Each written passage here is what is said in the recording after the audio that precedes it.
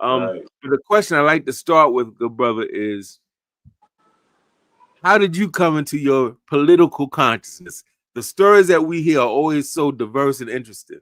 So how would you say that you got in on the road of Black consciousness, my brother? I always sum it up like my mother was already she already had a vibe. She already moved in a real African kind of way. Coming from South Carolina, she already had like a little stank on her, right?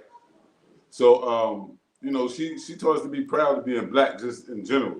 Just to, know that we Black people and be proud of that. But beyond the household, beyond the mother and, the family and everything like that, I got involved in community organizing.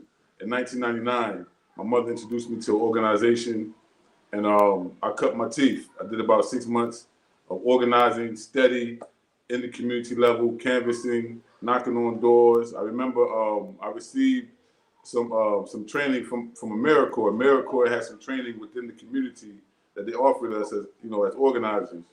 It was all volunteer work. They had a little stipend, but for the most part, it felt good to be able to be a part of change. Um, and then later on, I revisited my education. Um, Back in the day, I was caught up in the streets originally, early on, and going in prison, getting out of prison, and going through that process. Also, I would say politicized me, understanding my status as a Black man within the legal system, and really going through that and having an opportunity to learn from that perspective as well. I did a little time in the early 2000s, and during that time, I had an awakening.